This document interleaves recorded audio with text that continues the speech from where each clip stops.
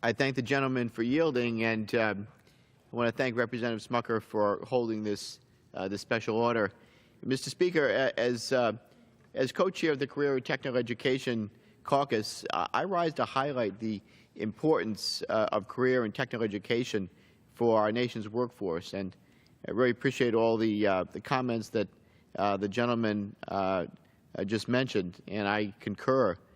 Mr. Speaker, across Rhode Island, I continue to hear from employers struggling to find skilled workers to fill open jobs in fields such as manufacturing, in IT, and other trades. Hundreds of thousands of high-skill, high-paying jobs are right now unfulfilled in our country, and this number is continuing to grow.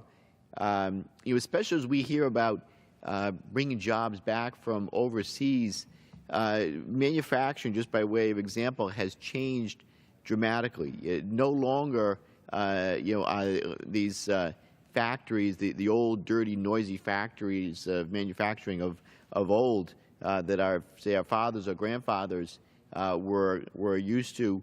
Now they're all high tech. You see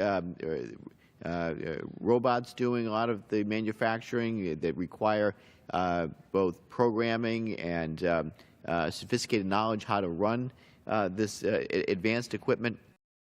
And so the jobs, though, are coming back, they're coming back in different ways, needing different skills. And right now, we need to ensure that our workforce is equipped with the tools to meet the demands of the economy, to close our nation's skills gap. So we can do this by better aligning education and industry. So our students, Mr. Speaker, should be learning the skills they need to succeed in growing economic sectors. This is one of the most important investments that we can make in our nation's future. Our Governor of Rhode Island, Governor Raimondo, likes to say we need to give our workers the skills that matter for jobs that pay. So the Ocean State, the newly opened Westerly Education Center, right now is working to promote CTE, providing a range of courses to help Rhode Islanders meet the current and projected needs of the region's economy. The Education Center effectively brings together higher education, industry, and community partners to ensure students of all ages are prepared for workforce opportunities in Rhode Island.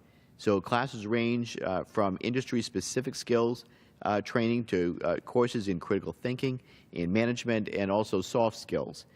CTE courses, Mr. Speaker, are in demand. Approximately 12.5 million high school and college students are enrolled in CTE across the nation, but federal investment in this area has decreased, actually, since 2011, and the Carl D. Perkins Career and Technical Education Act hasn't been authorized since 2006. So I'm hoping that we're going to be able to see this act reauthorized very soon. Perkins is the primary federal investment in CTE, and the most important thing that we can do to support CTE across the country, to support students and businesses across the country, is to reverse this legislation. So it needs to be updated for our changing economy, and funding for CTE programs must be increased to support growing programs across the nation.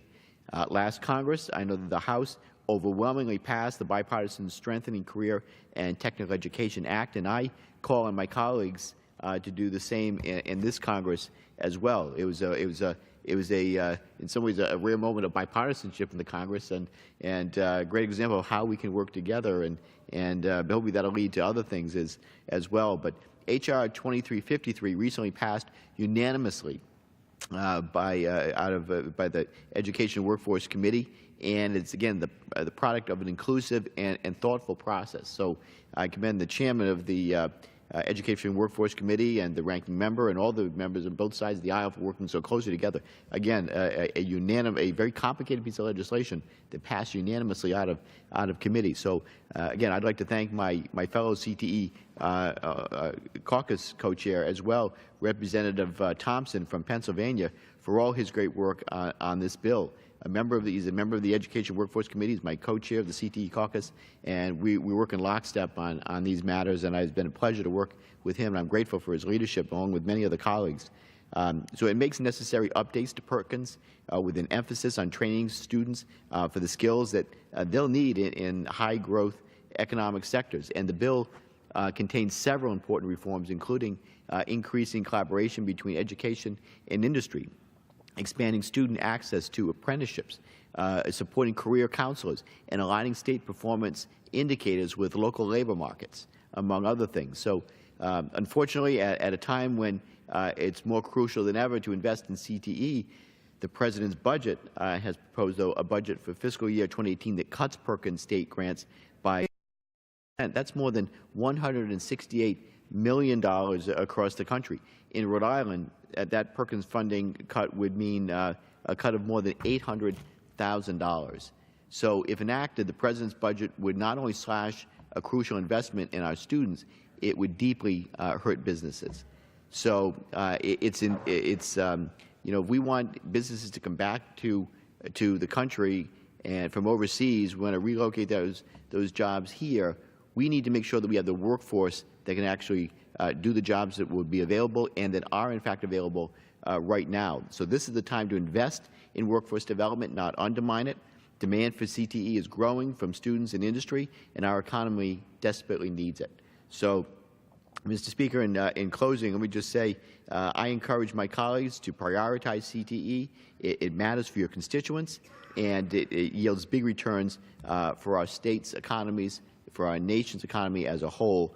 Put simply, providing workers with the skills necessary to thrive in the economy is essential to our economic prosperity. It's the right thing to do, giving our workers the skills they need for jobs that pay. And with that, I yield back the balance of my time.